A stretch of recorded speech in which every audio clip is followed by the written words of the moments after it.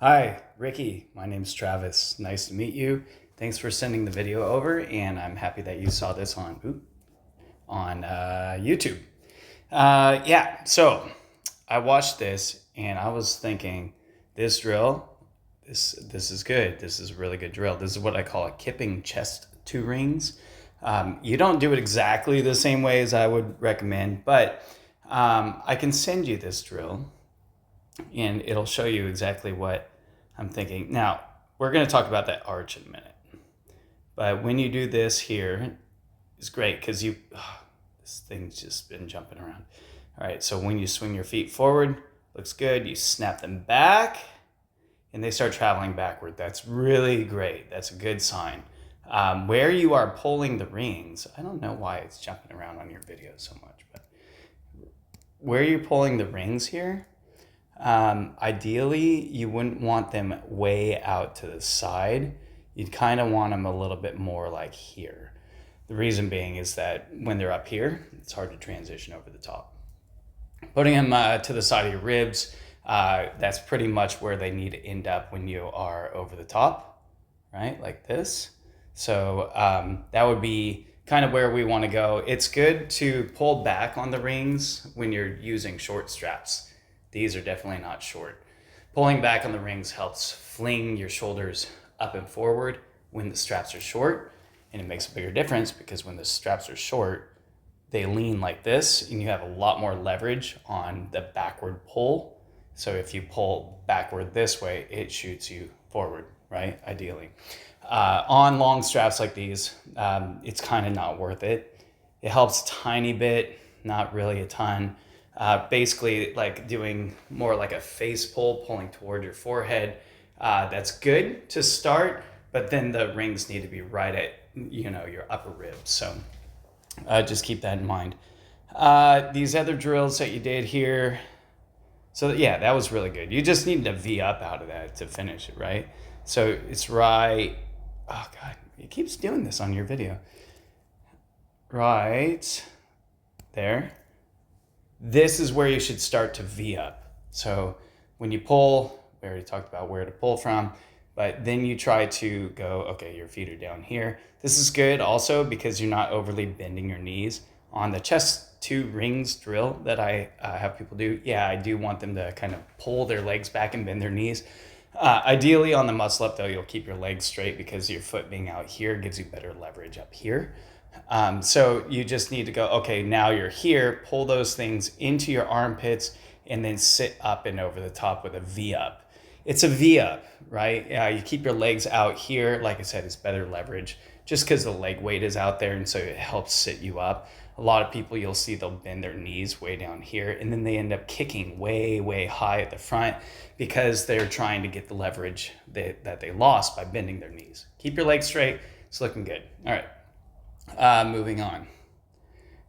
So that's the first drill. And I thought progressively these started looking less fantastic, to be honest. Let's see. Yeah, that arch. Yeah, so you did try to sit up a little bit here. All right, it's still jumping around, right? Oh, Lord, come on, man. Okay, let's talk about this. Let's just get here. This is not helpful, having your feet up here. That means that your feet are going to be traveling fast, but it doesn't mean anything else. There's two things, right, that make kipping things work.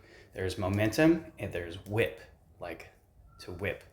Every movement has a bit of each, right? So you use momentum. Even a very whippy movement has momentum. It just doesn't have as much. You could have a lot of momentum and very little whip. And that's kind of what I would try to aim for here. You will still have whip because your legs are flinging through and stuff like that. But what I would like to see, now you do have the rings. Let me move my little bubble head here. You do have the rings on the front side of your shoulders. That's good. With these long straps, you could have them out here. Easy, easy. You've got a big arch in your lumbar and then you've got your knees bent. So you've got a lot of this, and what happens when you're in this shape is it doesn't allow your torso to lift as much. So what I would like you to think about is like having a line here that your belly's got to kind of lift up. So when you push the rings forward, now it's going to cause a little bit more like this shape, and keep your feet lower. I know it doesn't sound reasonable to keep your feet lower, but having a body in this shape, like I just drew in the green, is going to be a lot more advantageous for building momentum into the forward swing. You do not have a lot of momentum because your belly button is way down here. Let's go ahead and clear that out. And you can see during the backswing, is it going to let me move you? I don't know what's up with my tablet right now, sorry. Okay, so just watch how high your belly goes right there. It barely moves, right? So we need to get your torso to lift up because momentum is mass moving at speed, right? If your belly is still, come on, line. If your belly is down here and your feet are up here behind you, you're like this, right? This part of your body isn't coming up, therefore, it's supposed to be an arrow, therefore it's not dropping down. If it doesn't come up, it doesn't drop down. If it doesn't drop down, it's not going to create more momentum coming down with the swing. Think of a skateboarder, right? Okay, so same shape, right? So you have a skateboarder, right? There. How much momentum does a skinny little scrawny skateboarder have if they run into like a foam wall or something, right? They go bink, right? But if you get a bigger person, we'll just make a big belly, big arms, right? Heavy head, they slam into this and they squish way in. The momentum that you create from the backswing will carry you through the muscle up at the end. That's what kipping's for. So kipping is using lower body momentum to create help for the upper body so it doesn't have to do as much. In this case, your backswing is killing you. So I'm gonna, let's see, I want you to do chest 2 rings and just ring swing. Okay, these are my notes just so I can go back and send them to you if I need to. All right, moving on.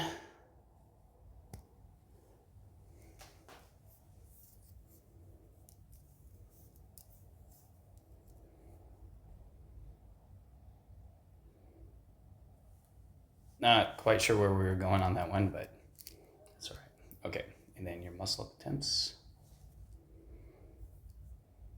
This is pretty close, by the way. So yeah, let me go ahead and pull this down. Oh, scroll smoothly, please. Backswing. There's that big arch. Your feet are gonna hit your hat. And this is where you should be slamming your legs backward. No. So you didn't pull that, like on that chest rings drill. God, this tablet is really driving me crazy. On the chest rings drill, you snapped your legs backward. Here, there was none of that. There's going to be a big difference between this position here and then if you were in a kind of a stretched arch position, kind of doing the same thing like you did earlier. I mean, you were kind of in this position anyway. Your arms were a little bit higher, but just see like where all of this is up here, it's already at like ring height. Any transition you do with your upper body going this way, it always affects the other end of the body, always, right? So you go to sit up, what's gonna happen here? Well, if it's not floating, if it's not like actively going that direction, it's gonna go that direction because you're gonna fold up like a taco. So your feet will flick up and you will either make the transition and get a no rep because your feet went too high, or you're not gonna make it because it's really hard to get the rings underneath your biceps from this position here like this, like really leaned over and getting the arms here. This here, this angle is really hard to do. So just putting your feet up on a box on low rings and try to get in that position, super hard. So you need to concentrate on snapping those legs backward like you did at that first drill that we looked at. Once they're going backward, then you need to basically send them forward right away. So I think of it as like a fish's tail. You swing forward, you snap them back, and then you snap them forward. And really what happens is they kind of just stay in one spot. If you do this efficiently, you got to snap your legs back pretty quick. But your legs go forward, backward, forward, and then your upper body just seems to reap all the benefits, and it goes up and over the top. Looks like I got ketchup and mustard on this page here. All right, and let's go ahead and see what happens next.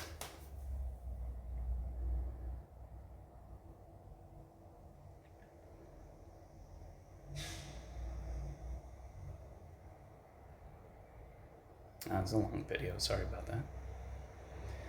And